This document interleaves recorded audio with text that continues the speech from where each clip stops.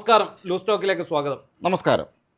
ഇന്ന് കുറേ വിഷയങ്ങൾ ചർച്ച ചെയ്യാനുണ്ട്. എങ്കിലും നമ്മൾ ഒരിക്കലും ഇതിൽ പറഞ്ഞു പോകാറില്ല. ലോകകപ്പ് ഫുട്ബോളിന്റെ ഫൈനൽ ലൈനപ്പ് ജനങ്ങൾ ആയിരിക്കുകയാണ്. പലപ്പോഴും ചോദിക്കുന്നുണ്ട്, നിങ്ങൾ എന്താണ് ഇത്രയും ദിവസമായിട്ട് ലോകകപ്പ് ഫുട്ബോൾ ചർച്ച ചെയ്യാത്തതെന്നാണ്. അത് പ്രത്യേകിച്ച് നമ്മൾ പറയുകയാണെങ്കിൽ ശരിക്കും പറഞ്ഞാൽ ഈ കളി കാണാനുള്ള ഒരു സമയം നമുക്ക് കിട്ടുന്നില്ല എന്നുള്ളതാണ് അതിനകത്ത് ഈ ഏറ്റവും രാത്രി മുഴുവൻ ഉറക്കണിട്ട് നമുക്ക് ജോലിക്കാൻ പറ്റുമോ? ഉറക്കം എണീറ്റ് നമ്മൾ രാവിലെ ഇവിടെ വരണം. വന്നു കഴിഞ്ഞാൽ പിന്നെ നമ്മൾ പലരും പറയുന്നുണ്ട് നിങ്ങൾ വാ പൊളിക്കുന്നുണ്ട്, കോട്ടുവ ഇടുന്നുണ്ടെന്നൊക്കെ പറയുന്നുണ്ട്. നമ്മൾ അങ്ങനെ ഇരുന്ന് രാത്രി മുഴുവൻ കണ്ടു കഴിഞ്ഞാൽ ഒരു കോട്ടുവ ഒക്കെ വന്നെന്ന് വരും. അതൊക്കെ കൊണ്ടാണ് നമ്മൾ ഇതിനകത്തുനിന്ന് ഒഴിവായി നിൽക്കുന്നത്. പക്ഷേ ഇതുമായിട്ട് ബന്ധപ്പെട്ട വാർത്തകൾ മറ്റു കാര്യങ്ങളെല്ലാം ഹൈലൈറ്റ്സും ഒക്കെ കണ്ട് ഏകദേശം ഒരു ധാരണയിലേക്ക് വന്നിട്ടുണ്ട്. എന്താണെങ്കിലും പതിവ് പോലെ അർജന്റീന തുടർച്ചയായിട്ട് രണ്ടാം തവണയും ലോകകപ്പിൻ്റെ ഫൈനലിൽ എത്തിയിരിക്കുകയാണ്. മെസ്സി എന്ന് പറയുന്ന ഒരു ഇതിഹാസം, അദ്ദേഹത്തിൻ്റെ ചുമലിലേറി തന്നെ എന്ന് പറയാം. അദ്ദേഹം ഇത്രയും സീനിയറായിട്ടൊരു കളിക്കാരൻ, അദ്ദേഹം തന്നെയാണ് മുന്നിൽ നിന്ന്. പണ്ട് എൻ്റെ ഒരു സഹപ്രവർത്തകൻ ഈ മെസ്സിയോടുള്ള ആരാധന മൂത്ത് സ്വന്തം കുട്ടിക്ക് മകന് മെസ്സി എന്ന് പേരിട്ടു. Lionel Messi. മെസ്സി എന്നേ ഉള്ളൂ. ചിറ്റപ്പൻ വിളിക്കുന്ന മേഴ്സി എന്നാണ്. മേഴ്സി എന്നാണ് വിളിക്കുന്നത്. മേഴ്സി കപ്പും കൊണ്ടേ പോകത്തുള്ളൂ എന്ന് അദ്ദേഹം പറഞ്ഞു. അന്ന് മേഴ്സി കപ്പും കൊണ്ടുപോയി. ഇപ്പോൾ വീണ്ടും മേഴ്സി കപ്പും കൊണ്ട് പോകാൻ വേണ്ടി നിൽക്കുകയാണ്. ഞായറാഴ്ചയാണ് ഫൈനൽ. ഇന്നലെയും വളരെ നല്ല കളിയായിരുന്നു. കാരണം ഈയിടെയായിട്ട് നമ്മുടെ ഈ അർജന്റീനക്കാർക്ക് ഒരു കുഴപ്പമുണ്ട്. ഇവരൊരുമാതിരി വലിയ ഒരു എന്താ പറയുക, ഒരു ക്രൈം ത്രില്ലറിൻ്റെ ക്ലൈമാക്സ് സീൻ പോലെയാണ് ഇവരുടെ കളി മുഴുവൻ. ഇപ്പോൾ ഈ കേപ്പ് വെർദെ എന്ന് പറഞ്ഞൊരു ചെറിയ രാജ്യമാണ് ഇത്തവണ വന്നത്. ഈ കേപ്പ് വെർദെയായിട്ടാണ് ഇവർ ക്വാർട്ടർ ഫൈനൽ. എനിക്ക് മനസ്സിലാത്തൊരു കാര്യം, ഈ ചെറിയ ചെറിയ രാജ്യങ്ങൾ എങ്ങനെയാണ് ഇത്രയും ഈ വലിയൊരു മത്സരത്തിൽ കയറി പറ്റുന്നത്? ഇപ്പോൾ ഇന്ത്യ പോലെ ഇത്രയും വലിയ ഒരു വലിപ്പമുള്ള, ഇത്രയും ജനസംഖ്യയുള്ള ഒരു വലിയ കായിക പാരമ്പര്യമൊക്കെ ഉള്ള രാജ്യം എന്തുകൊണ്ടാണ് നമുക്ക് ഇന്നും അങ്ങോട്ട് അതിൻ്റെ ഒരു പ്രവേശനം ഇല്ലാത്തത്? അതിനകത്ത് എനിക്ക് തോന്നുന്നൊരു പ്രധാന കാര്യം നമ്മുടെ സ്റ്റാമിനയുടെ ഒരു പ്രശ്നം തന്നെയാണ്.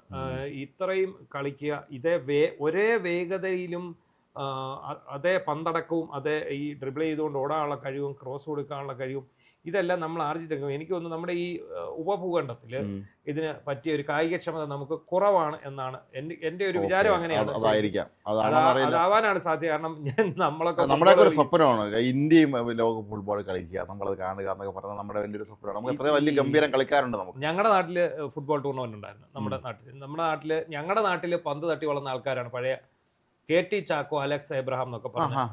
KT ചാക്കോയെ അറിയാമല്ലോ. KT ചാക്കോ ഇരവിപേരൂരുകാരനാണ്. ഇരവിപേരൂരല്ല, ശരിക്കും പുള്ളി വീട് തിരുവല്ലായിക്ക് അടുത്ത് ഓതറയാണ്. ശരിക്കും മധുരതാങ്കൂറിലെ വോളിബോളും ഫുട്ബോളും ക്രിക്കറ്റിന്റെ കാര്യങ്ങളുണ്ട്. ഇപ്പൊ വിഷ്ണു വിനോദ് ഞങ്ങളുടെ ജില്ലക്കാരനാണ്. ഇപ്പം ഇതില് ശരിക്കും പറഞ്ഞാൽ ഈ വോളിബോൾ എന്ന് പറഞ്ഞാൽ കായിക വിനോദം പോലും ഇപ്പൊ ഏതാണ്ട് കുറഞ്ഞു തോന്നുന്നു. പണ്ടത്തൊക്കെ നമ്മുടെ കുട്ടിക്കാലത്ത് നമ്മുടെ നാട്ടിൻ പുറത്ത് വോളിബോൾ ഞങ്ങളുടെ നാട്ടിൽ ഇഷ്ടം പോലെ ഉണ്ട്. അപ്പൊ ഈ ഫുട്ബോളിന്റെ കാര്യം പറഞ്ഞാൽ ഞങ്ങളുടെ മെഴുവേലി എന്ന് പറയുന്ന നമ്മുടെ സ്ഥലത്ത് ഞങ്ങള് ഒരു ഗോൾഡ് ട്രോഫി ആയിരുന്നു നമ്മുടേത്. അത് സ്വർണം പൂശിയ ഒരു ട്രോഫി. ഞങ്ങള് 40 വർഷത്തോളം അത് മുടക്കം ഇല്ലാതെ നടത്തിയിരുന്നു. അപ്പോൾ അവിടെ വന്ന് പന്ത് കളിച്ചുകൊണ്ടിരുന്ന ആളാണ് ഈ KT ചാക്കോ. KT ചാക്കോ അത് പൈലറ്റ് ക്ലബ് ഇരവിപേരു എന്ന് പറഞ്ഞിട്ടൊരു ക്ലബ്ബുണ്ട്.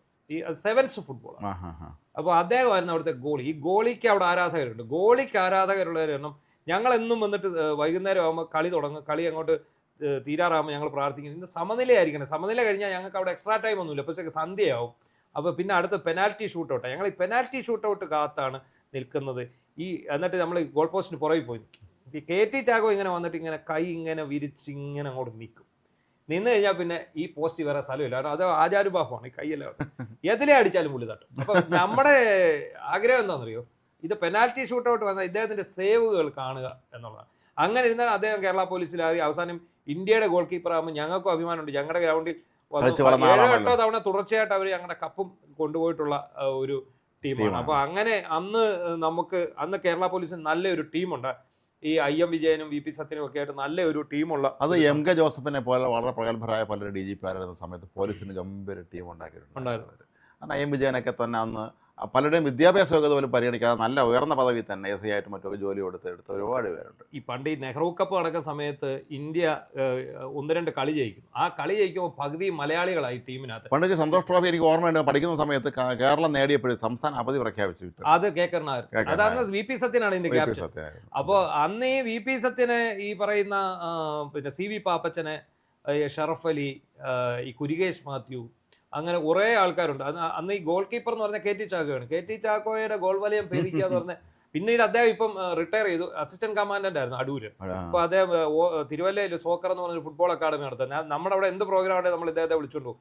കാരണം ഒരു ഇന്റർനാഷണൽ ആണ്. പക്ഷെ പുതുതലമുറയ്ക്ക് അദ്ദേഹത്തെ അറിഞ്ഞുകൂടാ. അദ്ദേഹം എനിക്ക് തോന്നുന്നു ഒരു പക്ഷേ ഇന്ത്യൻ ഫുട്ബോളിനൊരു വിലാസം ഉണ്ടാക്കിയ അന്നത്തെ ആ ഒരു സുവർണ്ണ കാലഘട്ടമുണ്ട്. ഏതാ ഈ KT ചാക്കോയും ഈ പാപ്പച്ചനും ഈ സത്യനും വിജയനും തിരുവനന്തപുരത്ത് നമുക്ക് അപ്പക്കുട്ടൻ നായരുണ്ട്. അപ്പക്കുട്ടൻ നായർ സാറുണ്ട്. അദ്ദേഹം വലിയ പ്രഗത്ഭനായ ഫുട്ബോൾ കളിക്കാരനായിരുന്നു. വലിയ മിടുക്കനും പ്രഗത്ഭനായിരുന്നു അദ്ദേഹം. അദ്ദേഹത്തെ നമ്മൾ പലപ്പോഴും ചാനലുകൾ ജോലി ചെയ്തും ചർച്ചയ്ക്കൊക്കെ നമ്മൾ വിളിക്കുമായിരുന്നു. അദ്ദേഹം ഈ വലിയ ഇന്ത്യയിൽ അറിയപ്പെടുന്ന ഫുട്ബോൾ പ്ലെയറായിരുന്നു അദ്ദേഹം. ഇതിപ്പോ നമുക്കറിയാം ഈ അർജന്റീനയുടെ ചരിത്രം പരിശോധിച്ചാൽ അർജന്റീനയിൽ ആകെ ഉള്ളത് ഈ ഫുട്ബോൾ മാത്രമേ ഉള്ളൂ. അർജന്റീന അല്ലാതെ പൊതുവെ ഒരു ദരിദ്ര, അതെ അതാണ് നമുക്ക് പറയാനുള്ളത്. ഒരു ദരിദ്ര രാജ്യം ഈ ഒരു മേഖലയിൽ ഇത്രയും അവർ കൊടികുത്തി വാഴുക എന്ന് പറഞ്ഞാൽ ഭയങ്കര. അവിടെ ഏറ്റവും പ്രശ്നം എന്ന് പറഞ്ഞാൽ അവരുടെ വിദേശ നാണ്യത്തിന്റെ ഏറ്റവും പ്രധാനപ്പെട്ട പങ്കാളികൾ എന്ന് പറഞ്ഞാൽ മെസ്സിയാണ്, അവരുടെ കളിക്കാരാണ്. ഇവര് വിദേശ ക്ലബ്ബുകൾക്ക് പോയി കളിച്ച് അവിടുന്ന് കൊണ്ടുവരുന്ന വിദേശ നാണ്യമാണ് ശരിക്കും ഇവർക്ക് കൂടുതലായിട്ട് കിട്ടുന്നതെന്ന് വേണമെങ്കിൽ പറയാം. അവർ തിന്നുന്നതും കുടിക്കുന്നതും ശ്വസിക്കുന്നതും ഒക്കെ ഫുട്ബോൾ ആയിട്ടുള്ള ഒരു രാജ്യം. ഞായറാഴ്ച ഫൈനലിൽ സ്പെയിനാണ്. സ്പെയിനൊക്കെ ഒരുപാട് കാലത്തിന് ശേഷമാണ്. സ്പെയിനിന്റെ നല്ലൊരു ടീമാണ്. സത്യത്തിൽ ഇന്നലത്തെ നല്ല കളിയാണ്. ഞാൻ പറഞ്ഞു വന്നത് എന്താ, ഈ അർജന്റീന നമ്മളെ ത്രില്ലടിപ്പിച്ചിട്ട് അവസാനം ജയിക്കുന്ന പരിപാടിയാണ് ഇവരുടെ എന്ന് പറഞ്ഞാൽ ആദ്യത്തെ ഒന്നില്ല ഫസ്റ്റ് ഹാഫ് അല്ലെ സെക്കൻഡ് ഹാഫിന്റെ അവസാനം വരെ ഇവർ പുറകെ നിൽക്കും. പുറകെ നിന്നിട്ട് ഇവർ അവസാനത്തെ 10 മിനിറ്റിൽ ഒരു കളിയാണ്. എത്ര ഗോളിനാണോ പുറകിൽ അതിനെക്കാട്ടി ഒരു ഗോൾ കൂടുതലടിച്ച് അവർ ജയിക്കും. അതാണ് സംഭവിച്ചത്. ഇംഗ്ലണ്ടിന് ഇന്നലെ സംഭവിച്ചത് എന്താണെന്ന് വെച്ചാൽ, ഇംഗ്ലണ്ട് ഇന്നലെ ഒരു ഗോൾ അടിച്ചു.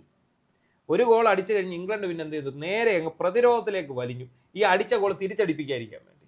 അർജന്റീനയുടെ ഇത്രയും പ്രതിഭാസമ്പന്നരായ കളിക്കാരുള്ള അവരുടെ പിടിച്ചു നിൽക്കാൻ പറ്റുമോ? അവർ കൊണ്ട് തിരിച്ചടിച്ചു. കളി തീരാൻ മിനിറ്റുകൾ ബാക്കി നിൽക്കെ അവർ കളിയും ജയിച്ചു, ഗോളും തിരിച്ചടിച്ചു, കളിയും ജയിച്ചു, ഫൈനലിലേക്ക് പോവുകയും ചെയ്തു. തുടർച്ചയായി രണ്ടാമത്തെ വട്ടം. പിന്നെ വേറൊരു കാര്യം കൂടി ഇതിനകത്തുണ്ട്. 1986 ലോകത്തിലെ ലോക ഫുട്ബോൾ ചരിത്രത്തിലെ തന്നെ വിവാദമായ ഗോളുണ്ട്, ദൈവത്തിന്റെ കൈ എന്ന് പറഞ്ഞ് അന്ന് മറഡോണ അടിച്ച. അന്ന് തൊട്ട് സത്യത്തിൽ ഈ അർജന്റീനയോട് പക വീട്ടാൻ ഈ ഇംഗ്ലണ്ട് കാത്തിരിക്കും. മനോഹരമായ ഒരു പാട്ട് മലയാളത്തിൽ അതിനെ കുറിച്ച് ഇറങ്ങിയിട്ടുണ്ട്. ഞാൻ മറന്നുപോയി അതിന്റെ ലൈൻസ്. അതിമനോഹരമാണ്. അത് ഇപ്പോഴും നമ്മള് വരി ഓർമ്മയില്ല. അതിന്റെ ചെവിയിൽ ഇപ്പോഴും ആ പാട്ട് ഇറങ്ങുന്നുണ്ട്. നമ്മുടെ പ്രമുഖരായ ആരും എഴുതിയതാണ്. അപ്പൊ എന്തായാലും അതിന് പകരം വീട്ടാൻ ഇറങ്ങിയതാണ്. പക്ഷേ ഇംഗ്ലണ്ടിന് അത് സാധിച്ചില്ല. അതുപോലെ തന്നെ എനിക്ക് വളരെ ഇഷ്ടമുള്ള ഒരു ടീമായിരുന്നു ഫ്രാൻസ്. എംബാപ്പ എന്ന് പറയുന്ന ഒറ്റ കളിക്കാരന്റെ അതാണ്. ഇപ്പം പോർച്ചുഗൽ എന്ന് പറഞ്ഞാൽ അവർ ഈ ക്രിസ്ത്യാനോ റൊണാൾഡോ അത് മാത്രമാണ്. ഈ ക്രിസ്ത്യാനോ റൊണാൾഡോ എന്ന് കളി നിർത്തുന്നു, അതോടെ പോർച്ചുഗലിന്റെ ആരാധകർ എന്ന് പറഞ്ഞാണ് ഈ എംബാപ്പയെ കണ്ടുകൊണ്ടാണ്. അത് മാത്രമല്ല കഴിഞ്ഞ തവണ ഫൈനലിലൊക്കെ അദ്ദേഹം നല്ല കളി കാഴ്ചവെച്ച ഒരാളാണ്.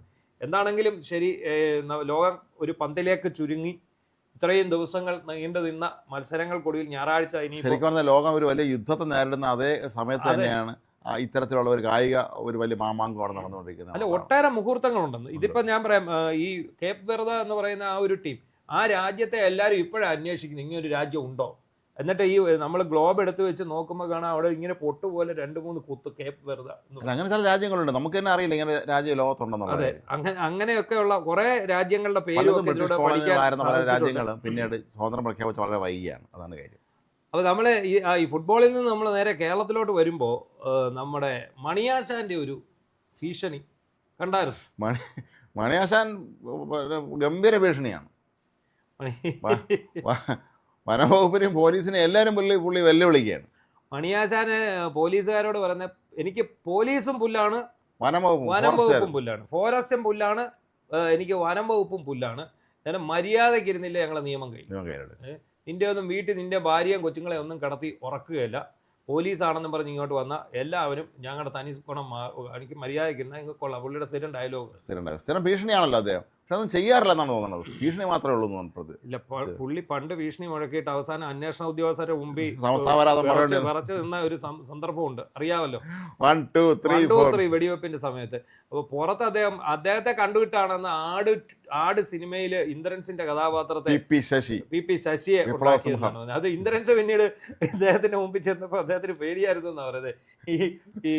ഈ പി ശശിയെ മണിയാശൻ ചീത്ത വിളിക്കുമ്പോൾ മണിയാശൻ കെട്ടിപ്പിടിച്ച് അദ്ദേഹം സ്വീകരിക്കുകയും വളരെ സുഹൃത്തുക്കളായി മാറുകയും ചെയ്തു. ഇടയ്ക്ക് ഓടിച്ചേർന്നൊക്കെ ഇതിന്റെ ഒരു അനുമതി പറയുന്നുണ്ടായിരുന്നു. പി ശശി പറയുന്ന പോലെ ഞങ്ങൾക്ക് ഒളി ജീവിതവും ഞങ്ങൾക്ക് വാളും പയനറ്റും ഒന്നും ഞങ്ങൾക്ക് വിഷയമല്ല എന്ന് പറഞ്ഞ മണിയാശാൻ എന്തായാലും ഈ പുള്ളി നിരന്തരം ഞാനിവിടെ ഉണ്ട് എന്ന സാന്നിധ്യത്തെ എപ്പോഴൊക്കെയാണ്. അദ്ദേഹം ജില്ലാ സെക്രട്ടറിയോ മന്ത്രിയോ എല്ലാം ഒന്നുമല്ല, എങ്കിലും മണിയാശാനാണ്. അത് വനം വകുപ്പിന്റെ ഓഫീസിലേക്കാണ് എത്തിയത്. പക്ഷേ അതിന് മറുപടിയുമായിട്ട് നമ്മുടെ ഷിബു ബേബിയോൺ വന്നിട്ടുണ്ട്. ഷിബു ബേബിയോൺ നേരത്തെ തന്നെ കളിച്ച് നിൽക്കുക. കടപ്പുറത്തുള്ളവരെന്നും കണ്ട് പറഞ്ഞ് കളിയാക്കി അതിന്റെ കലിപ്പ് നിൽക്കുക. അപ്പം പ്രായത്തെ മാനിച്ച് ഒന്നും പറയുന്നില്ല. പറയുന്നില്ല. ഷിബു ബേബി പറഞ്ഞിട്ട് വനം മന്ത്രിയാണ് പുള്ളി ലക്ഷ്യം വെച്ചത്. അത്രേ ഉള്ളൂ. അത് ഈ പറഞ്ഞതെങ്കിലും ഗ്രാമ്യ ഭാഷയിൽ അദ്ദേഹം പറഞ്ഞതെങ്കിലും മന്ത്രിയാണ് പുള്ളി ലക്ഷ്യം വെച്ചത്. വനം വകുപ്പ് ആണ് പറഞ്ഞതെങ്കിലും പുള്ളി ലക്ഷ്യം വെച്ചത് മന്ത്രിയെ തന്നെയാണ്. കാരണം ഇവർ തമ്മിൽ കുറച്ച് ദിവസം കൊണ്ട് ഇങ്ങനെ ഈ തർക്കങ്ങൾ നടക്കുന്നത്. അതെ. പക്ഷേ ഷിബു ബേബി ജോൺ വളരെ സൗമ്യ ഭാഷയിലാണ് തിരിച്ചെല്ലാം ഇതിനെല്ലാം മറുപടി പറയുന്നത്. ഞങ്ങള് പോലീസിനെ പേടിച്ചിട്ടില്ല, പിന്നാണ് നിങ്ങളെ പേടിക്കാൻ നിൽക്കുന്നത്, ഫോറസ്റ്റുകാരെ പേടിക്കാൻ നിൽക്കുന്നത്.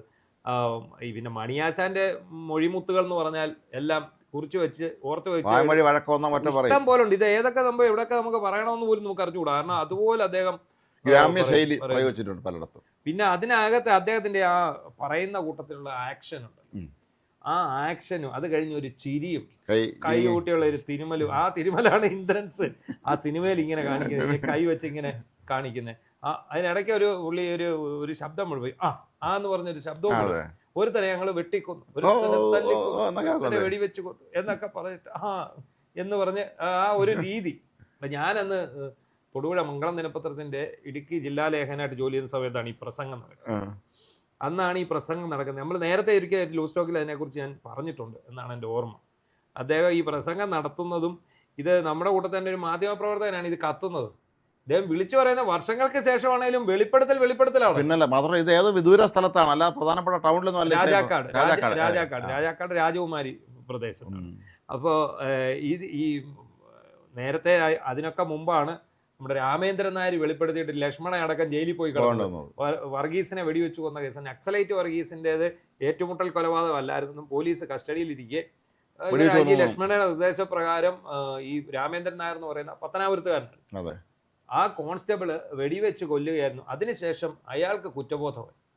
ഈ രാമേന്ദ്രൻ നായർക്ക് കുറ്റബോധമായി. അദ്ദേഹം അത് മനസ്സിൽ കൊണ്ടു നടന്ന് അവസാനം നമ്മുടെ മാധ്യമത്തിൽ അഭിമുഖം വന്നു.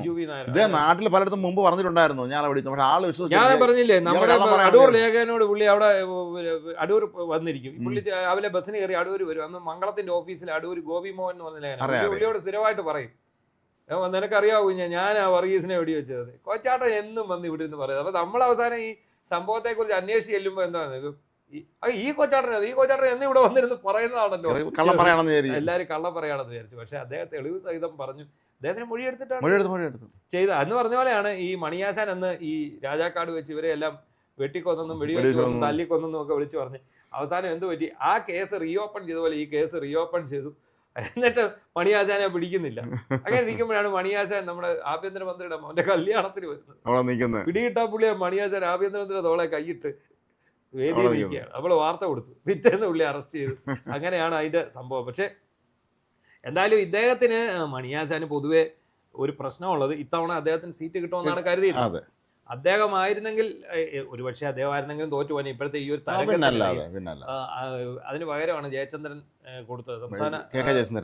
സംസ്ഥാന കമ്മിറ്റി അംഗമായിരുന്നു അദ്ദേഹം. അപ്പം അത് വെച്ചിട്ടാണ് കൊടുത്തത്. എനിക്ക് തോന്നുന്നു ഒരുപക്ഷെ ഈ ഇത്തവണ പിണറായി സർക്കാരിന്റെ ഈ സ്ഥാനാർത്ഥികളൊക്കെ ഇവര് ആരെയൊക്കെ മന്ത്രിയാക്കണമെന്നുള്ള ലക്ഷ്യമിട്ടുള്ള ഒരു കുറെ ആൾക്കാരെ കൊണ്ട് അതിലൊരാളായിരുന്നു ഈ ജയചന്ദ്രൻ. പക്ഷെ ജയചന്ദ്രൻ ആയതുകൊണ്ട് മാത്രം അവിടെ തോക്കുന്നത്. അന്ന് നമ്മൾ അവിടെ ഈ ഇലക്ഷൻ സർവേക്ക് പോയപ്പോ ആൾക്കാർ നമ്മളോട് പറഞ്ഞാണ് മണിയാശാൻ ആയിരുന്നെങ്കിൽ ഞങ്ങൾ ഒരു പക്ഷെ മറിച്ച് ചിന്തിച്ചേനെ, ഗംഭീര സ്ഥാനാർത്ഥിയാണ്, അതുകൊണ്ടാണ് ഞങ്ങൾ ചെയ്തിരുന്നത് എന്ന് പറഞ്ഞു.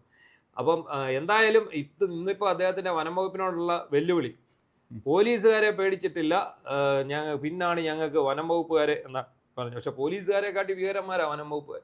ഈ മർദ്ദിക്കുന്ന കാര്യത്തിൽ പോലീസുകാരെ എക്സൈസുകാരെ എല്ലാം കടത്തി വിടുന്ന പോലീസുകാരെ പിടിച്ചോണ്ട് പോയിട്ട് ഇടിച്ചിട്ടുണ്ടോ യവന്മാരെ? എനിക്കറിയാം, നമ്മുടെ ശബരിമല വനത്തില് ചിറ്റാറ് അതുപോലെ സീതത്തോട് മേഖലയിൽ ഇവര് തണ്ണിത്തോടൊക്കെ ഈ വനത്തിൽ കയറിപ്പോകുന്ന പോലീസുകാരുണ്ട് വെടിവെക്കാൻ. പണ്ട് കാട്ടുമൃഗങ്ങളെ പിടിക്കാക്കും ഇവര് കൊണ്ടുപോയി പിടിച്ചു കഴിഞ്ഞാൽ ഇടിച്ച് മൃതപ്രായരാക്കിയേ അവര് വിടത്തുള്ളൂ. അത് ഏറ്റവും പ്രധാനപ്പെട്ട ഒരു സംഭവമാണ്. ഫോറസ്റ്റുകാർക്കെതിരെയുള്ള ഏറ്റവും വലിയ ഒരു ആരോപണം തന്നെ. മണിയാശാന്റെ ഈ ഒരു വെല്ലുവിളി ഷിബു ബേബി ജോൺ ഏറ്റെടുക്കും നമുക്ക് പ്രതീക്ഷിക്കാം. അപ്പൊ മണിയാശാന്റെ തന്നെ പഴയ ഒരു വകുപ്പിനെ കുറിച്ചാണ് ഇനി നമുക്ക് പറയാനുള്ളത്. അതെ, അതാണ് നമ്മൾ ഈ വളരെ ഇന്ന് നമ്മൾ പ്രധാനം ചർച്ച ചെയ്യേണ്ട വിഷയം. അതാണ് എന്ന് പറഞ്ഞു കഴിഞ്ഞാൽ അതിനകത്ത് ഇതൊരു അപ്രഖ്യാപിത കട്ടാണ് ശരിക്കും പറഞ്ഞാൽ. രാത്രി പലതവണ കറണ്ട് പോകുന്നു. മുമ്പ് ഇവിടെ ലോഡ് ഷെഡിങ് പവർ കട്ടെന്നൊക്കെ പറയുമ്പോൾ ഒരു അരമണിക്കൂർ നമ്മളെല്ലാവരും വെയിറ്റ് ചെയ്തിരിക്കും. അത് കഴിയുമ്പോൾ തീരുന്നു. സമയം നമുക്കറിയാം, ഈ ആഴ്ച ഇത്ര സമയമായിരിക്കും. ഇത് അങ്ങനെയൊന്നുമില്ല. രാത്രി സൗകര്യമുള്ളപ്പോഴെല്ലാം കറണ്ട് പോയിക്കൊണ്ടിരിക്കും. പണ്ടത്തെ ലോഡ് ഷെഡിങ്ങിന്റെ ഇത് ഓർക്കുന്നുണ്ടോ? സമയം ഓർക്കുന്നുണ്ടോ? നമുക്ക് ടേബിൾ തരും. അതായത് ഈ ആഴ്ച ഇന്ന സെക്ഷന് കീഴിൽ വൈകിട്ട് 6 തൊട്ട് 6:30 വരെ, പിന്നെ ഇന്ന പ്രദേശം ഇന്ന ട്രാൻസ്ഫോമറിന് കീഴിൽ 7 തൊട്ട് 7:30 വരെ, 8 തൊട്ട് 8:30 വരെ, അങ്ങനെ നമുക്ക് ഒരു ലിസ്റ്റ് തരുമായിരുന്നു. അത് ഏത് സർക്കാർ ഭരിച്ചാലും വേനൽക്കാലത്ത് ഇവിടെ ലോഡ് ഷെഡിങ് വരും. അത് അന്നത്തെ കാലത്താണ്. അത് എനിക്ക് തോന്നുന്നു മഴ പെയ്ത് ഡാമിൽ വെള്ളം നിറഞ്ഞ് മഴക്കാലത്ത് പോലും ലോഡ് ഷെഡിങ് ഉണ്ടായിരുന്നു. അന്ന് ഈ ഏറ്റവും കൃത്യമായിട്ട് നടന്നു പോയിക്കൊണ്ടിരുന്ന ഒരു പരിപാടിയായിരുന്നു ഈ ലോഡ് ഷെഡിങ്. കാരണം കൃത്യം 7 മണിക്ക് പോയാൽ കറക്റ്റ് 7:30 ആകുമ്പോൾ വരും. അപ്പോൾ നമ്മൾ അന്നത്തെ പ്രശ്നം എന്താണെന്നറിയോ? അന്ന് നമ്മൾ ഈ ദൂരദർശൻ മാത്രമേ ഉള്ളൂ. അതെ, ഈ ദൂരദർശൻ ഉള്ളപ്പോൾ ദൂരദർശൻ നമ്മൾ സ്ഥിരമായിട്ട് കാണുന്ന സീരിയലുണ്ട്, അതിന് പുനഃസംപ്രേഷണമൊന്നും ഇല്ല. 7 മണി തൊട്ട് 7:30 വരെ സീരിയൽ, അത് ഒരു 7 എപ്പിസോഡേ ഉള്ളൂ, അല്ലെ ഒരാഴ്ച. അപ്പൊ നമുക്കുള്ള പ്രശ്നം എന്താണെന്ന് ചോദിച്ചു കഴിഞ്ഞാൽ, നമുക്ക് ഈ കറണ്ട് പോയി കഴിഞ്ഞാൽ ഇത് കാണാൻ പറ്റത്തില്ല. അപ്പൊ നമുക്ക് വീട്ടിൽ TV ഇല്ല, നമ്മൾ അടുത്തുള്ള സുഹൃത്തുക്കളുടെ വീട്ടിലൊക്കെയാണ് പോകുന്നത്. അപ്പം ഞങ്ങൾ എന്ത് ചെയ്യുന്നറിയോ, നമ്മുടെ ഒരേ ഏരിയയിൽ 7 മണിക്ക് കറണ്ട് പോകും, 7:30 വരും. അപ്പം നമ്മുടെ വീടിൻ്റെ അവിടെ 7 മണിക്ക് പോകും, അപ്പുറത്ത് അപ്പോൾ എത്രയാണെന്നറിയോ 7:30 പോകുന്നത്. അപ്പം നമ്മൾ എന്ത് ചെയ്യും, ഈ നമ്മളവിടെ 7 മണിക്ക് കറണ്ട് പോകുമ്പോൾ നമ്മളെല്ലാം കൂടെ കൂടി ഈ അവിടോട്ട് പോയിട്ട് 7-ന് പോയി, അതിനുശേഷം 7:30 കഴിഞ്ഞുള്ള പരിപാടിക്ക് അവർ ഇങ്ങോട്ട് വരും. അപ്പോൾ ഇത് 2 സെക്ഷനായിരുന്നു. ഈ 2 സെക്ഷൻ, ഇത് രണ്ടിൻ്റെ കൂടെ അതിർത്തിയിലാണ് നമ്മുടെ കുറച്ച് ഭാഗം. ഒരു സൈഡ് വേറൊരു സെക്ഷൻ, ഒരു സൈഡ് ഞങ്ങൾക്ക് ആറന്മുള സെക്ഷൻ, ഒരു സൈഡ് എലവന്തിട്ട സെക്ഷൻ. അപ്പോൾ ഞങ്ങൾക്ക് അതുകൊണ്ട് ഇങ്ങനെ എലവന്തിട്ട സെക്ഷനിൽ കറണ്ട് ഉള്ളപ്പോൾ ഞങ്ങൾ ആ ഭാഗത്തുള്ള TV ഉള്ള വീട്ടിൽ പോകും, ഇവിടെ വരുമ്പോൾ നേരെ ഇവിടെ പോരും. അപ്പോൾ അന്ന് ഇതൊരു ആഘോഷമാണ്, ഇത് അറിയിപ്പോ ഒന്നുമില്ല, നിന്നാലും പോവുകയാണ് കറണ്ട്. അന്ന് ഈ കറണ്ട് പോകുന്നത് നമുക്ക് കൃത്യം അറിയാവുന്നതുകൊണ്ട് ഈ സമയം നമുക്കറിയാം, സമയം അറിയാം. ഇപ്പോഴത്തെ അങ്ങനെയല്ല. ഇപ്പൊ എന്താണെന്ന് ചോദിച്ചാൽ, ഇന്നലെ രാത്രി 11 മണിയായപ്പോൾ കറണ്ട് പോയി. അതെ, 11 മണിയായപ്പോൾ കറണ്ട് പോയി. 9:30 ഒന്ന് പോയി, 11 മണിയായി പോയി. പിന്നെ ഇവർ രാത്രിയിൽ ഉടനീളം കറണ്ട് പോകുന്നുണ്ട്. പിന്നെ ഇൻവേർട്ടറൊക്കെ ഉള്ള വീടുകളാണ് അധികവും. പിന്നെ മിക്കയിടത്തും സോളാറും ഉണ്ട്. അതുകൊണ്ട് ഇത് എപ്പോഴാണ് പോകുന്നത്. പക്ഷേ എന്താണെങ്കിലും ഒരു കാര്യം പറയാം, ഇത് ശരിക്കും നമ്മുടെ സർക്കാരിന് വലിയ തിരിച്ചടിയാണ്. കാരണം കഴിഞ്ഞ രണ്ട് സർക്കാരുകളുടെ കാലത്ത് പവർ കട്ട് ഇവിടെ സംഭവിച്ചിട്ടില്ലാത്ത കാര്യം ചൂണ്ടിക്കാണിക്കുന്ന എല്ലാവരും. അതായത് നമ്മുടെ ഡാമുകളിൽ 29% വെള്ളമേ ഉള്ളൂ. അതായത് ഇടുക്കിയിലും ശബരിമലയിലും ഒക്കെ ആയിട്ട് നോക്കുകയാണെങ്കിൽ ആകെ സംഭരണ ശേഷിയുടെ 29% വെള്ളമേ ഉള്ളൂ. ഈ വെള്ളം ഉണ്ടെന്ന് പറഞ്ഞിട്ട് കാര്യമില്ല. ഈ ഉൽപാദന ശേഷി കഴിഞ്ഞ വർഷമൊക്കെ 46 ദശലക്ഷം യൂണിറ്റ് വൈദ്യുതി ഉൽപ്പാദിപ്പിച്ചുകൊണ്ടിരുന്നത് ഇപ്പോൾ 16 ദശലക്ഷം യൂണിറ്റ് വൈദ്യുതി നമുക്ക് ഉൽപ്പാദിപ്പിക്കാൻ സാധിക്കുന്നുള്ളൂ. അതായത് നമുക്ക് വേണ്ട 81 പോയിന്റ് ഇത്ര ദശലക്ഷമാണ്. ആ ദശലക്ഷം വൈദ്യുതിയുടെ 68 പോയിന്റ് സംതിങ് നമ്മൾ പുറത്തുനിന്ന് വാങ്ങുകയാണ്. അല്ല, അതാണ് ഇപ്പം നമ്മളെ സംബന്ധിച്ചിടത്തോളം നമുക്ക് കേരളത്തിൻ്റെ ഒരു പരിമിതി എന്ന് പറയുന്നത് നമുക്ക് എല്ലാ ഹൈഡ്രോ ഇലക്ട്രിക് പ്രോജക്റ്റുകളാണ്, അതെ, ജലവൈദ്യുത പദ്ധതികളാണ്. അതല്ല നമുക്കിവിടെ ഒന്നും നടക്കുകയില്ല. കാരണം ഈ ആണവ നിലയൊന്നും കേരളത്തിലെ പോലെ ജനസാന്ദ്രതയുള്ള സ്ഥലത്ത് കൊണ്ടുവന്ന് നടക്കില്ല. പക്ഷേ കൂടംകുളത്ത് നമ്മുടെ സംസ്ഥാനം, നമ്മുടെ അയൽവക്കത്തുള്ള കൂടംകുളം ആണവ നിലയം തുടങ്ങിയപ്പോൾ നമ്മളെല്ലാവരും ഇവിടെ സമരം ചെയ്യാൻ പോയ ആളുണ്ട്. ഇപ്പം കൂടംകുളത്തെ വൈദ്യുതി കൊണ്ടാണ് നമ്മളിവിടെ. കൂടംകുളം ഇപ്പോൾ വാർത്തകൾ നടന്നിരിക്കുക, കൂടംകുളത്തിന്റെ രഹസ്യമായ രേഖകളെല്ലാം പുറത്തു പോയി ലീക്കായിരിക്കും. ഇത് മൊത്തം ഹാക്ക് ചെയ്ത് ഇവര് കൊണ്ടുപോയിരിക്കുന്നു എന്നുള്ളതാണ്. അത് നമ്മുടെ സുരക്ഷയെ എത്രത്തോളം ബാധിക്കും എന്നുള്ളതാണ്. അപ്പം ഇതിനകത്ത് ഒരു കാര്യം കൂടെ പറയുന്നുണ്ട്. അവിടെ ഈ റിലയൻസ് ഇൻഫ്രാസ്ട്രക്ചർ ആണ് ഇതിന്റെ ചുമതലയുള്ളത്. അപ്പോൾ അവരെന്ത് ചെയ്യുന്നിട്ടുണ്ട്, ഈ ഡാറ്റ മോഷണം വരുന്നതിന് മുൻകൂട്ടി കണ്ടിട്ടാവും ഇവരിത് ഇൻഷുർ ചെയ്തിട്ടുണ്ട്. ഇവർ ഈ ഡാറ്റ മോഷണം ഇൻഷുർ ചെയ്തിട്ടുണ്ട്. ആരെങ്കിലും ഡാറ്റ മോഷ്ടിച്ചാൽ അതിന്റെ നഷ്ടപരിവായിട്ട് ഇത്ര രൂപയ്ക്ക് അവർ ഇൻഷുർ ചെയ്തിട്ടുണ്ട്. അപ്പോൾ ഈ ഡാറ്റ ഇപ്പം മോഷണം പോയതോടെ അവർക്ക് ആ ഇൻഷുറൻസ് തുക കിട്ടും. പക്ഷേ ഇത് നമ്മളെ എങ്ങനെ ബാധിക്കും? ഈ പദ്ധതി പ്രദേശം സംബന്ധിച്ചും ഈ പദ്ധതിയുടെ ഓപ്പറേഷൻ സംബന്ധിച്ചും ഈ പദ്ധതിക്കകത്ത് ഉപയോഗിക്കുന്ന കോഡുകൾ, മറ്റു കാര്യങ്ങൾ, ഇതെല്ലാം സംബന്ധിച്ചുള്ള കാര്യങ്ങൾ ലീക്കായി പോയിട്ടുണ്ട്. നമുക്കറിയാം, കൂടംകുളം ആണവ നിലയം വരുന്ന സമയത്ത് തമിഴ്നാട്ടിനൊപ്പം കേരളത്തിലും പ്രക്ഷോഭമുണ്ട്. വെള്ളത്തിൽ അവിടെ കടലിൽ വെള്ളത്തിൽ ഇറങ്ങി നിൽക്കാനൊക്കെ ആളുകൾ പോയിട്ടുണ്ട്. നായനാരുടെ കാലത്ത് കായംകുളം താപനിലയത്തിനെതിരെ ഓർക്കുന്നുണ്ടോ? അന്ന് UDF ആണെന്ന് തോന്നുന്നു ഇത് കൊണ്ടുവരാനിരുന്നത്. ഇതിനെതിരെ രംഗത്ത് ഞങ്ങളൊക്കെ അതിന്റെ കൂടെ കരിയൊക്കെ അടിച്ച് ശാസ്ത്ര സാഹിത്യ പരിഷത്തിനോട് സമരത്തിന് പോയിട്ട് പരിഷത്തുകാരും ഇവിടെ പണ്ട് എന്ത് സംഭവിച്ചാലും അതിനെല്ലാം എതിരെ ഇറങ്ങുമായിരുന്നതുകൊണ്ട്. ഇപ്പൊ കായംകുളം താപനിലയത്തിൽ വൈദ്യുതി ഇല്ലെന്ന് തോന്നുന്നു. വൈദ്യുതി പ്രവർത്തനം എനിക്ക് തോന്നുന്നില്ല. അതിപ്പം അത് പക്ഷേ കൽക്കരിയാണെന്ന് തോന്നല്ലേ? അതിന് അതാണ് അസംസ്കൃത പദാർത്ഥം, ആണവനിലയല്ലല്ലോ, ഈ താപവൈദ്യുതിയാണ്. അപ്പൊ ഇതിനകത്ത് വേറൊരു കാര്യങ്ങളുണ്ട്. നമ്മൾ പ്രയോഗിക്കേണ്ട കാര്യങ്ങൾ, ഉപയോഗപ്പെടുത്തേണ്ട കാര്യങ്ങളുണ്ട്. കാറ്റ്, ഈ തിരമാല, ഇതുപോലെ സോളാർ എനർജി, ഈ വിൻഡ്, അതുപോലെ പിന്നെ ടൈഡൽ, അതുപോലെ സോളാർ, ഇത് മൂന്നും നമ്മൾ ഉപയോഗിക്കാം. നമുക്ക് നമ്മുടെ പ്രകൃതിയിൽ ഇപ്പം നമുക്ക് കിട്ടുന്നത് ഇത് മാത്രമാണ് ഉള്ളത്. ഇതിപ്പം ഏതാണ് കുഴപ്പം എന്താണെന്ന് ചോദിച്ചു കഴിഞ്ഞാൽ, ഇത്രയും വലിയ ലോഡ് ഷെഡിങ് ഉണ്ടായിട്ടും പ്രതിപക്ഷം അത്ര അനങ്ങുന്നില്ല. അതെന്താണെന്ന് എനിക്ക് മനസ്സിലാവുന്നില്ല. ഈ ലോഡ് ഷെഡിങ് അപ്രഖ്യാപിതമായിട്ടുള്ള ലോഡ് ഷെഡിങ് ഉണ്ട്, അത് വേണ്ടി വരുമെന്ന് മുഖ്യമന്ത്രിയും പറയുന്നു. ഇന്നലെ മുഖ്യമന്ത്രി പ്രസംഗിച്ചുകൊണ്ടിരിക്കുമ്പോൾ കറണ്ട് പോയി. ഈ നമ്മുടെ നാട്ടിൽ ഒരുപക്ഷെ കേരളത്തിലെ ഇന്ത്യയിലെ തന്നെ ഏറ്റവും വലിയ ജലവൈദ്യുത പദ്ധതികളിലൊന്നാണ് ഇടുക്കി പദ്ധതി. അതെ, അത് 1976 75 ഉദ്ഘാടനം ചെയ്തത്. കൊല്ലം എത്രയായി. അതിൻ്റെ സാങ്കേതികമായ പിന്നെ ഒരുപാട് കാര്യങ്ങൾ കാലോചിതമായ മാറ്റം വരുത്തിയിട്ടുണ്ടെന്ന് നമുക്കറിയില്ല. അറ്റകുറ്റപ്പണി കുറവാണ്. കാരണം ഇത് പ്രവർത്തിപ്പിക്കാൻ പോകുന്നത് ഇപ്പം നമുക്കറിയാം, ഓരോ ടർബൈനും അടച്ചിടും. അങ്ങനെ ഇത്ര ഇതായിരിക്കും ഈ വൈദ്യുതി ഉൽപ്പാദിപ്പിക്കാൻ വേണ്ടിയുള്ള ഓരോ അപ്പോൾ അത് ഇങ്ങനെ അടച്ചിടും, ഓരോന്നായിട്ട് അടച്ചിടും. അപ്പം അത് അടച്ചിട്ട് കഴിയുമ്പം ഇപ്പം 3 ജനറേറ്റർ പ്രവർത്തിക്കേണ്ടടുത്ത് 2 ജനറേറ്റർ പ്രവർത്തിച്ചിട്ട് കാര്യമില്ല, 5 എണ്ണം പ്രവർത്തിക്കേണ്ടടുത്ത് 1 എണ്ണം പ്രവർത്തിക്കും. അങ്ങനെ വരുമ്പോൾ വൈദ്യുതി ഉൽപ്പാദനത്തിൽ വൻ കുറവുണ്ടാവും. കാരണം മിക്കയിടത്തും എന്താണ്, ഇത് അന്ന് സ്ഥാപിച്ച ഉപകരണങ്ങളാണ്. ഇതെല്ലാം കാലോചിതമായിട്ട് അറ്റകുറ്റപ്പണി നടത്താനുള്ള സമയം പോലും നമുക്ക് കിട്ടാതെ നമ്മൾ തുടർച്ചയായിട്ട് വൈദ്യുതി ഉൽപ്പാദിപ്പിച്ചുകൊണ്ടിരിക്കും. കാരണം നമ്മുടെ കയ്യിൽ ആകെയുള്ള എനർജി എന്ന് പറയുന്നത് ഇതാണ്. ഈ ജലവൈദ്യുത പദ്ധതി മാത്രമേ നോക്കുള്ളൂ. മഴയില്ലെങ്കിൽ നമ്മൾ പെട്ടു. മാത്രമല്ല ഇപ്പം വൈദ്യുതി ഉപഭോഗം മറ്റന്നത്തെക്കാളും വർദ്ധിക്കുന്നു. ഉദാഹരണത്തിന് ഇപ്പം ഇലക്ട്രിക് വാഹനങ്ങൾ വ്യാപകമാണ്. അതെ, ഇലക്ട്രിക് വാഹനങ്ങൾ ഇപ്പോൾ സ്കൂട്ടർ ഇഷ്ടം പോലെയായി, കാറുകൾ ഇറങ്ങുന്നുണ്ട്. എല്ലാ വണ്ടിയും ഇപ്പം ഇലക്ട്രിക്കിലേക്ക് മാറിക്കൊണ്ടിരിക്കുന്ന കാലഘട്ടത്തിൽ ഈ വൈദ്യുതിയുടെ ഉപഭോഗം വളരെ കൂടുന്നു. മാത്രമല്ല മറ്റൊരു പ്രധാനപ്പെട്ട കാര്യം എയർ കണ്ടീഷണറാണ്. പണ്ട് നമ്മുടെ നാട്ടിൽ സമ്പന്നന്മാരുടെ വീട്ടിലാണ് AC ഉണ്ടായിരിക്കുക. ഇന്ന് സാധാരണക്കാരുടെ വീട്ടിലെല്ലാം എല്ലാവർക്കും ഇപ്പോൾ ഈ AC ഫ്രീ ആയിട്ട് കൊടുക്കാൻ. ഇപ്പം നമ്മൾ തന്നെ അറിയാം, നമ്മൾ കഴിഞ്ഞ വേനൽക്കാലത്ത് ഒരു AC മേടിച്ചാൽ അത് ഫിറ്റ് ചെയ്യാൻ 1 മാസം വരെ കാത്തിരിക്കേണ്ട അവസ്ഥയുണ്ടായി. വേനൽക്കാലം കഴിഞ്ഞ് AC ഫിറ്റ് ചെയ്യാൻ ആൾ വരത്തുള്ള അതുപോലത്തെ തിരക്കായിരുന്നു. ഇതുകൊണ്ടുണ്ടാകുന്ന അന്തരീക്ഷ മലിനീകരണം വേറെ വശം. അപ്പൊ ഇതിലൊക്കെ ഉപരിയായിട്ട് ഏറ്റവും പ്രധാനപ്പെട്ട കാരണം എന്താ, മഴയില്ല എന്നുള്ളതാണ്. ഈ മഴയില്ലാത്തതുകൊണ്ടാണ് നമ്മുടെ ഡാമുകളിൽ വെള്ളം ഇല്ലാത്ത. ഈ ഡാമുകളിൽ വെള്ളം ഉണ്ടെങ്കിൽ മാത്രമേ ഈ ജനറേറ്ററുകളെല്ലാം പൂർണ്ണമായിട്ട് പണ്ട് കാലവർഷം എല്ലാ ഋതുക്കളും വളരെ കൃത്യമായി വന്നുകൊണ്ടിരുന്ന ഒരു സംസ്ഥാനമായിരുന്നു കേരളം. അത് ഒറ്റയടിക്ക് അത് ഇല്ലാതെ, അത് നമ്മൾ തന്നെയാണ് അതിന് ഉത്തരവാദില്ല. നമ്മളെ പോലെ കുന്നിടിച്ചു, നമ്മൾ പാറ പൊട്ടിച്ചു, നമ്മൾ വനം മുഴുവൻ വെട്ടി നിരപ്പാക്കി. നമ്മുടെ നാട്ടിൽ രാഷ്ട്രീയക്കാർ ഇതിലെല്ലാം കയറി മേഞ്ഞ അവർ കാശുണ്ടാക്കി. ഇപ്പൊ കറണ്ട് എവിടെ സതീശാന്നാണ് ചോദ്യം. അപ്പം ഈ സതീശനും മറുപടി പറയുന്നില്ല, സണ്ണി ജോസഫും മറുപടി പറയുന്നില്ല. എന്ത് പറയാൻ പറ്റും? ഇതിന് ബദൽ സംവിധാനം വേണ്ടേ? അല്ലെങ്കിൽ പുറത്തുനിന്ന് വൈദ്യുതി വാങ്ങണം, കൂടിയ വിലയ്ക്ക് വൈദ്യുതി വാങ്ങണം. അപ്പം എന്താ, വൈദ്യുതി റെഗുലേറ്ററി അതോറിറ്റി ഇത്ര രൂപയ്ക്ക് വൈദ്യുതി വാങ്ങാൻ ചിലപ്പോൾ സമ്മതിച്ചെന്ന് വരില്ല. അല്ല, അതാണ് ഈ വൈദ്യുതി റെഗുലേറ്ററി അതോറിറ്റി ഉള്ളതാണ് മറ്റൊരു കാര്യം. അവരും കൂടെ അനുവദിച്ചാൽ മാത്രമേ ഇതിൽ പരിഷ്കാരങ്ങൾ മാറ്റാൻ പറ്റുള്ളൂ, നടപ്പിലാക്കാൻ പറ്റുള്ളൂ. അപ്പം ചുരുക്കി പറഞ്ഞാൽ ഇത്രയും വൈദ്യുതി ക്ഷാമം വരുന്നു, ലോഡ് ഷെഡിങ് വരുന്നു. ഈ പ്രതിപക്ഷത്തിന് അങ്ങോട്ട് ഇതിനകത്തോട്ട് ഇടപെടാൻ പറ്റുന്നില്ല. കാരണം ഇവരെ ഉണ്ടാക്കി വെച്ച കുഴപ്പം കൊണ്ടാണ് വൈദ്യുതി ഇല്ലാത്തതെന്നാണ് ഇപ്പം പുതിയ ഗവൺമെൻറ് പറയുന്നത്. ഒരു പക്ഷേ ഈ വൈദ്യുതി നിലയങ്ങളുടെ അറ്റകുറ്റപ്പണി ഇവർ ചെയ്തിട്ടില്ലായിരിക്കില്ല. അതിനുള്ള സാധ്യത വളരെ കൂടുതലാണ്. മാത്രമല്ല പണ്ട് നമുക്കറിയാം ലാവ്ലിൻ കേസ് ഉണ്ടായത് തന്നെ ഇതിന്റെ ഇത്തരം പ്രോജക്റ്റുകളുടെ അറ്റകുറ്റപ്പണിക്ക് അവിടെ നാളെ വിളിച്ചോളുന്ന വിഷയമായ ഇപ്പോഴും ആ ലാവലിംഗ് കേസ് ഇപ്പോഴും സുപ്രീം കോടതി കിടക്കുന്നത്.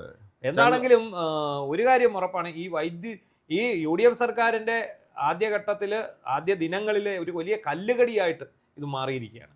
ഇപ്പൊ നമുക്കറിയാം, സതീശൻ വരുന്നു, എല്ലാത്തിലും 4 കാലം നിൽക്കുന്നു, ചോദ്യങ്ങൾക്കെല്ലാം മറുപടി പറയുന്നു, അജിത് കുമാറിനെ രക്ഷിച്ചിട്ട് പിന്നെ വീണ്ടും പദവിയിലിരുത്താൻ ശ്രമിക്കുന്നു. അതുപോലെ KSUക്കാർ പിള്ളേരോട് ചോദിക്കുന്നു, നിങ്ങളുടെ യൂണിറ്റ് കമ്മിറ്റിയാണോ ഇവിടെ ഗവൺമെന്റ് പ്ലീഡർമാരെ നിയമിക്കുന്നത് എന്ന് പറഞ്ഞ് മറ്റു പാർട്ടിപ്പെട്ടവർക്കൊക്കെ പിടിച്ച് ഇത് കൊടുക്കുകയാണ്, പ്ലീഡർ സ്ഥാനം കൊടുക്കുകയാണ്.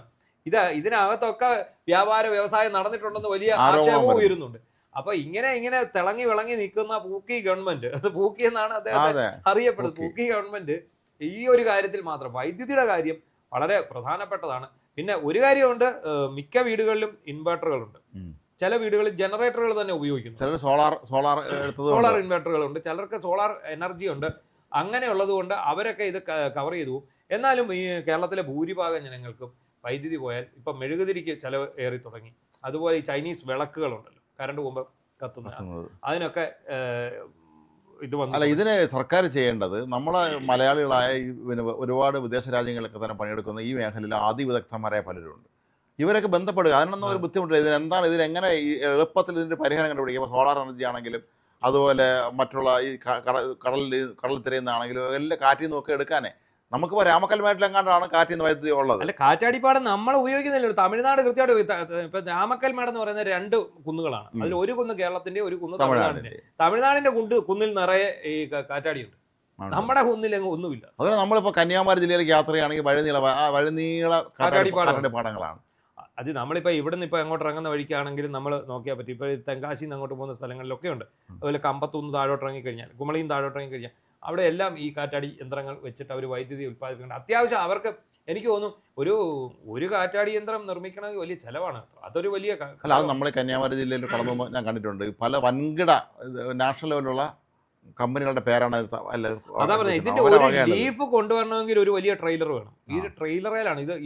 ഈ ഒരു ലീഫ് കൊണ്ടുവരണമെങ്കിൽ തന്നെ അത് ഭയങ്കര വെയിറ്റ് ഉള്ള സാധനമാണ്. ഈ നീളമുള്ള 10, 16, 32 വീലുള്ള ട്രെയിലറുകൾ ഉണ്ടല്ലോ, അതിലാണ് ഇതിന്റെ വീലുകൾ കൊണ്ടുവരുന്നത്. ഒരെണ്ണം കൊണ്ടുവരണം ഒരു വണ്ടി വരണം. അപ്പൊ നമ്മളിത് ഈ വഴിനീളം ഇത് കാണാറുണ്ട്, ഇതിങ്ങനെ കൊണ്ടുവരുന്ന ഒരു രീതി കാണാറുണ്ട്. എന്താണെങ്കിലും ശരി, ഈ അനധികൃത അപ്രഖ്യാപിത ലോഡ് ഷെഡിങ് കാരണം അല്ലെങ്കിൽ അറിയിക്കാനുള്ള മര്യാദ കാണിക്കുന്നത് അതുമില്ല. അതെ, അത് സ്വിച്ച് ഓഫ് ആക്കുകയാണ്. അപ്പോൾ ഇത് സർക്കാരിനെ സംബന്ധിച്ചിടത്തോളം വലിയൊരു വെല്ലുവിളിയും നാണക്കേടും തിരിച്ചടിയൊക്കെ ആയി മാറും എന്നുള്ള കാര്യം ഉറപ്പാണ്. പ്രതിപക്ഷം ദുർബലമായതുകൊണ്ട് ഒരുപക്ഷെ അവർക്ക് വലിയ തോതിലുള്ള കാര്യങ്ങളൊന്നും ചെയ്യാൻ കഴിയില്ലെങ്കിൽ പോലും സാധാരണക്കാർ ജനങ്ങൾ വലയുകയാണ്. ഇപ്പോൾ സുഖമില്ലാത്ത കിടപ്പ് രോഗികളെ ഉള്ള വീടുകളുണ്ട്, അതുപോലെ ചെറിയ കുഞ്ഞുങ്ങളുള്ളവരുണ്ട്. അങ്ങനെ ഒരുപാട് ബുദ്ധിമുട്ട് നേരിടുന്ന ഒരുപാട് ആൾ നമ്മുടെ നാട്ടിലുണ്ട്. അവിടെയൊക്കെ തന്നെ നിന്ന നിലയിൽ ഈ 2-3 തവണ കറണ്ട് പോകുമ്പോൾ പലപ്പോഴും ഈ സുഖമില്ലാത്ത ആളുള്ള വീടുകളിൽ തന്നെ മരുന്ന് ഫ്രിഡ്ജ് വെച്ചേക്കേണ്ട ചില അവസ്ഥ. കറണ്ട് പോകുമ്പോൾ അതിന് മരുന്നിൻ്റെ അവസ്ഥ മാറും. അപ്പോൾ ഇത് വളരെ നമ്മുടെ ജീവിതത്തിൻ്റെ സമസ്ത മേഖലകളെയും ബാധിക്കുന്ന ഒരു പ്രശ്നമാണ് ഈ വൈദ്യുതി ഈ പ്രതിസന്ധി എന്ന് പറയുന്നത്. ഇതിനെ ഇങ്ങനെ പറഞ്ഞുകൊണ്ടിരുന്നൊരു കാര്യമൊന്നുമില്ല. ഇതിന് അടിയന്തര പരിഹാരം കണ്ടുപിടിക്കണം. ഈ ജലവൈദ്യുത പദ്ധതിയെ മാത്രം ആശ്രയിച്ച് നമുക്ക് മുന്നോട്ട് പോകാൻ കഴിയുകയില്ല. അതുകൊണ്ട് തന്നെ ഈ ബദൽ സംവിധാനങ്ങളെ എത്രയും വേഗം ഫലപ്രദമായി നടപ്പിലാക്കണം. നമ്മൾ നെടുമ്പാശ്ശേരി വിമാനത്താവളം മൊത്തം സോളാർ വെച്ചിരിക്കുകയാണ്. അപ്പോൾ അതുപോലെ നമുക്ക് ചെയ്യാം. സർക്കാർ ഓഫീസുകളിൽ അവിടെ രാവിലെ ഫാനും ലൈറ്റും ഓണാക്കിയിട്ട് കഴിഞ്ഞാൽ അത് വൈകുന്നേരം കറങ്ങിക്കൊണ്ടിരിക്കും. ആരും എണീറ്റ് പോയാലേ ഫാനും ലൈറ്റും ഓഫ് ചെയ്യില്ല. പിന്നെ നമ്മുടെ നാട്ടിൽ ചെറിയ സർക്കാർ ഓഫീസുകളിൽ ഇപ്പോൾ അവിടുത്തെ പ്രധാന ഉദ്യോഗസ്ഥൻ്റെ മുറിയിൽ എ സി ഉണ്ട്. ഇപ്പോൾ എല്ലാവരും മുറിയിൽ എ സി വെച്ചിട്ടുണ്ട്. അപ്പോൾ നമ്മൾ ഈ കറണ്ട് കട്ടിൻ്റെ കാര്യം പറഞ്ഞു കഴിയുമ്പോൾ ഒരു കൂട്ടം പാവപ്പെട്ട ചെറുപ്പക്കാർ ഒരു മുൻ മുഖ്യമന്ത്രിയുടെ മകളെ സംരക്ഷിക്കുന്നതിന് വേണ്ടി ഇവിടെ ത്യാഗോജ്ജലമായ ഒരു പോരാട്ടം നയിച്ച് ജയിലിൽ കിടന്ന് നിലവിളിക്കുന്നുണ്ട്. ഇപ്പോൾ ആദ്യം പോകുമ്പോൾ നല്ല ഉശിരായിരുന്നു. ഇപ്പോൾ അതാ വന്ന് വാടി തളർന്ന മുഖാംബുജത്തോടെയാണ് വലരെയും കാണുന്നത്. അല്ല, അന്ന് ED റെയ്ഡിനെത്തിയപ്പോൾ പിണറായി വിജയൻ്റെ മകളുടെ വാടക വീട്ടിന് മുന്നിൽ പ്രതിഷേധിക്കാനെത്തിയ, അന്ന് അതിക്രമം നടത്തിയ CPM DYFI നേതാക്കൾ പറഞ്ഞ് ഇപ്പോഴും ജയിലിൽ കിടക്കുക തന്നെയാണ്. എല്ലാവരും ജയിലിൽ കിടക്കണം. ഒരാളെ മാത്രം ആ ഗീനാകുമാരിയുടെ രക്ഷപ്പെട്ടു പോകുന്ന ഒരു 9ാം പ്രതി പ്രമോദ് കുമാർ. ബാക്കി എല്ലാ ആശാമാരും ഇതിനകത്താണ്. അന്ന് പിണറായി പറഞ്ഞു നമ്മളങ്ങ് ഇറങ്ങിയല്ലേ എന്ന് ചോദിച്ചു. അവർ കേട്ടല്ല അവിടെ അങ്ങ് ഇറങ്ങി. ഇറങ്ങിയത് മാത്രമാണോ? ചാനലുകാരെ വിളിച്ചോണ്ട് വന്ന് മുട്ട ഇങ്ങോട്ട് മേടിച്ചോണ്ട് വന്ന് ഇതാ കാണ് ഞങ്ങൾ എറിഞ്ഞു അർമാദിക്കുന്നു. അല്ലെ കൈ ചുരുട്ടി മുഷ്ടി ചുരുട്ടിയൊക്കെയാണ് പോയത്. ഈ 3ാം ദിവസം ഇറങ്ങി വിടാമെന്നും പറഞ്ഞാ കൊണ്ടുപോയത്. പക്ഷേ ഇറങ്ങാൻ പറ്റുന്നില്ല. എന്താണ് കാര്യം? ED-ക്കാർ പോയി ഇടപെട്ടു. ഇത് കാരണം സത്യത്തിൽ ഈ അക്രമം കാരണം കിടക്കപ്പുറതി ഇല്ലാത്തതും ഉറക്കം നഷ്ടപ്പെട്ടു പോയതും ഒരു പാവപ്പെട്ട പിതാവിനും ഒരു പുത്രിക്കുമാണ്. ഈ പാവപ്പെട്ട പിതാവും പുത്രിയും ED വേറെ തരത്തിൽ ട്രീറ്റ് ചെയ്യാൻ തുടങ്ങി. ഇവരെ പൊക്കുന്ന ഘട്ടത്തിലേക്ക് കാര്യങ്ങൾ വന്നു. ഇവരുടെ വസ്തു അളന്ന് അറ്റാച്ച് നീക്കം വന്നു. അങ്ങനെ മൊത്തത്തിൽ ആകെ കുഴപ്പത്തിൽ. ഞാൻ ആലോചിക്കുകയാണ്, ഈ പിണറായി വിജയനോ MP ഗോവിന്ദനോ ആരും തന്നെ ജയിലിൽ പോയി ഇവരെ കണ്ടിട്ടില്ല എന്ന് നമുക്ക് മനസ്സിലാക്കുന്നത്. അല്ലെ, ഈ കഴിഞ്ഞ ദിവസം ഈ IP ബിനു എന്ന് പറഞ്ഞ ഒരു മുൻ കൗൺസിലറുണ്ട്. അദ്ദേഹത്തിന്റെ കയ്യേലൊക്കെ വിലങ്ങൊക്കെ വെച്ച് അദ്ദേഹം വന്ന് ഈ വണ്ടിയുടെ സൈഡിൽ ഇങ്ങനെ പിടിച്ചിട്ട്, അതായത് ഈ പോലീസിന്റെ ഇടിവണ്ടിയല്ല കൊണ്ടുവരുന്നത്, ഇത് 10-20 പേരുണ്ടല്ലോ, അദ്ദേഹം വളരെ ദയനീയമായി വാടിത്തളർന്ന മുഖത്തോടു കൂടി അതിന്റെ ആ ജനൽ വിൻഡോ ആ ഇതടിച്ച നെറ്റടിച്ച വിൻഡോയിലൂടെ ഇങ്ങനെ പുറത്തോട്ട് നോക്കിയിരിക്കുന്ന കണ്ട നമുക്കായാലും സങ്കടം വരും. പാവപ്പെട്ടവർ. ഈ പുള്ളിയാണ് ഇവിടെ നിന്ന് ഈ ഉരുട്ടി എറിഞ്ഞത്, മുട്ട എറിഞ്ഞത്. അല്ല, മാത്രമല്ല നമ്മൾ ഇറങ്ങിയല്ലേ എന്ന് പറഞ്ഞ് പിണറായിയുടെ മോനൊക്കെ അബുദാബി പട്ടുമത്തിയിൽ കിടന്ന് ഉറങ്ങുകയും ചെയ്യുന്നുണ്ട്. നല്ല ആഡംബര വീട്, സെൻട്രലൈസ്ഡ് ഉള്ള വീട്. അല്ല, ഇതിനകത്തൊരു പ്രശ്നമുണ്ട്. പിണറായിയോ ഗോവിന്ദനോ ഇവരെ തിരിഞ്ഞു നോക്കിയിട്ടില്ല. ഇവർക്ക് തിരിഞ്ഞു നോക്കാൻ പറ്റില്ല. ഇവരോട് അതുപോലെ കലിപ്പ പിണറായിക്ക്. അതാണ് കാര്യം. എടാ നീയൊക്കെ കൂടെ പണി കൊടുത്തത് അത് മനഃപൂർവ്വം പണി കൊടുത്തതാണ്. അതായത് പിണറായിയെ കൊടുക്കാൻ വേണ്ടി ഇവർ മനഃപൂർവ്വം ഇറങ്ങിയതാണ് ഇത്. അത് ബിനീഷ് കോടിയേരിയുടെ നേതൃത്വത്തിലാണ് ആ സംഭവം നടന്നിട്ടുള്ളത്. അതിന് യാതൊരു സംശയവും വേണ്ട. അതിന്റെ പിറ്റേന്ന് ഈ ശല്യം പിടിച്ചവനെ പാർട്ടി തിരിച്ചെടുത്തേക്ക് അങ്ങനെ എടുക്കുമായിരുന്നു. ഓർക്കുന്നില്ല? അതുവരെ ഒരു കാരണവശാലും ഞങ്ങൾ തിരിച്ചെടുക്കത്തില്ല എന്ന് പറഞ്ഞ ബിനീഷ് കോടിയേരി. നമ്മുടെ സുഹൃത്തുക്കളൊക്കെ പലരും ഈ രാഷ്ട്രീയ കേസുകൾ പ്രതികൾ ജയിലിൽ പോയിട്ടുള്ളവർ പറയും ആദ്യത്തെ 2 ദിവസം ഭയങ്കര രസമാണെന്ന് പറയും. എല്ലാവരും കൊണ്ട് പക്ഷേ ഒരു 3 ദിവസം 4 ദിവസമൊക്കെ ആകുമ്പോൾ പിന്നെ ഒന്നും ചെയ്യാനില്ല. ഈ സെല്ലിനകത്ത് ഇങ്ങനെ ഇരിക്കുകയാണ്. ഇവിടെ ഓടിച്ചാടി നടന്ന ആളുകൾ ഒന്നും ചെയ്യാനില്ല, അവരിങ്ങനെ ഇരിക്കുകയാണ്. പിന്നെ കൂടെ സഹമുറിയന്മാരായിട്ടുള്ളത് ചിലപ്പോൾ പലരും വലിയ കുഴപ്പക്കാരന്മാരായിരിക്കും. നിയമം രാത്രി ഇടിച്ചു തരും എന്നുള്ള ഭയം കാണും. ഒരു വല്ലാത്തൊരു ഭീകരാവസ്ഥയാണ്. നമ്മളിപ്പോ ഈ പറയുന്ന പോലെ അകത്ത് പോയി കിടന്നു കഴിയുമ്പോഴേ അതിന്റെ വിഷമം അറിയുള്ളൂ. എന്താണെങ്കിലും ഈ പറഞ്ഞ പാവപ്പിടിച്ച 10-24 പേര് ഒരു മാസത്തിന് മേളിലായി, 1.5 മാസം. എനിക്ക് തോന്നുന്നു ജൂൺ 27-നാണ് ഇത് സംഭവിച്ചതെന്നാണ് എൻ്റെ ഓർമ്മ ശരിയാണ്. ജൂണിനാണോ മെയ് ആണോ എന്നറിയില്ല. എന്തായാലും മാസങ്ങളായിട്ട് ഈ ആശാന്മാരകത്ത് കിടക്കുകയാണ്. മാത്രമല്ല ഇനി ഇഡി അടുത്ത എന്ത് മൂവാണ് നടത്തുന്നത് നമുക്ക് അറിയാൻ പറ്റില്ല. അതെ, അവരിന് വേറെ വല്ല ഡൽഹിയിലെങ്ങാനും അവിടെ കേസ് ഇവിടുന്ന് കൊടുക്കുകയാണെങ്കിൽ നേരെ തൂക്കിയെടുത്ത് തിഹാർ ജയിലിൽ കൊണ്ടുപോയോ, തീർന്നു. ഇതിനകത്ത് ഇപ്പൊ ഇന്നലെ കഴിഞ്ഞ ദിവസം വിനീഷ് കോടിയേരി ഫേസ്ബുക്ക് പോസ്റ്റ് ഇട്ടു. IPBനും ഒക്കെ ഒരുപാട് അസുഖങ്ങളുള്ള ആൾക്കാരാണ്, അവർക്ക് വളരെ ക്രിട്ടിക്കലായിട്ടുള്ള രോഗങ്ങളുള്ളവരാണ്, ഇവരെല്ലാം അകത്ത് കിടക്കും, ഇവർക്ക് ജാമ്യം കിട്ടില്ല, എന്ത് ചെയ്യാൻ പറ്റും? സർക്കാർ അതികഠിനമായി എതിർത്തിരിക്കുകയാണ്. അതിനിടയ്ക്കൂടെ ഈ എളുപ്പ വഴിയിൽ ഒരുത്തനെ ഊരിക്കൊണ്ട് പോയില്ലേ, അതിനെ തുടർന്ന് സർക്കാർ ആകെ വളരെ സശ്രദ്ധമാണ് കാര്യങ്ങൾ തീരുമാനിക്കുക. എന്താണെങ്കിലും ഒരു കാര്യം മനസ്സിലായി, നേതാക്കന്മാരുടെ നേതാക്കൾക്കും വേണ്ടി കവചം ഒരുക്കാൻ പോയിട്ട് അവസാനം സ്വന്തം ജീവിതവും ഭാവിയും. അന്ന് ഈ ജയിലിൽ പോയപ്പോൾ ഓരോ നേതാക്കന്മാരുടെ ഭാര്യമാര് ഫേസ്ബുക്കിൽ എഴുതിയിരിക്കുകയാണ്, പോയി വരൂ പ്രിയനെ, ഈ വിപ്ലവത്തിന്റെ തീച്ചുളയിലൂടെ മുന്നേറൂ. ഇപ്പൊ എന്റെ മോനെ അമേരിക്കയിൽ പഠിപ്പിച്ചിട്ടുണ്ട്, അവൻ അവിടെ സ്വസ്ഥാനം മോനെ മോളെ ജീവിക്കുന്നത്, നീയൊക്കെ പോയി ജയിലിൽ കടടാ ഞങ്ങൾക്ക് വേണ്ടി മറ്റൊരു കാര്യത്തിനുമല്ല, ഇവർക്കൊക്കെ സാമ്രാജ്യത്വത്തെ എതിർക്കാൻ പോയത്. ഈ നേതാക്കന്മാർക്ക് ഭാര്യമാരൊക്കെ യുവമാരൊക്കെ എന്ത് പുച്ഛമായിരിക്കും അറിയാമോ? ഒരു സ്നേഹവും കാണില്ല, പരമ പുച്ഛമായിരിക്കും അവരെയൊക്കെ. അല്ല, ഒന്ന് ആലോചിക്കുക, വെറുതെ ഇരുന്ന് ചുമ്മാതിരുന്നിടത്ത് കൊണ്ട് ചുണ്ണാമ്പിട്ടിട്ട് കയറിപ്പോയതാണ്. എന്തെങ്കിലും ചെയ്യാൻ പറ്റും? ഒന്നും ചെയ്യാൻ പറ്റില്ല. ഇനിയെങ്കിലും ബാക്കിയുള്ളവർക്ക് അതുകൊണ്ടൊരു ഗുണമുണ്ടായി. പിന്നീട് പിണറായി വിജയന്റെ വീടിന്റെ അവിടെ റെയ്ഡ് നടന്നിട്ട് ഒരു മനുഷ്യനും അങ്ങോട്ട് കണ്ണൂര് വീട് അളക്കാൻ ചെന്നിട്ട് ആരും തടയാൻ ചെന്നില്ല, അവിടെ വീടിന്റെ പരേഡൊക്കെ. എന്തായാലും എല്ലാവരുടെയും കാര്യം ഏതാണ്ട് ഇങ്ങനെയൊക്കെ തന്നെയാണെന്ന് ഓർമ്മിപ്പിച്ചുകൊണ്ട് ഇന്നത്തെ ലൂസ് ടോക്ക് സമാപിക്കുന്നു. നന്ദി, നമസ്കാരം.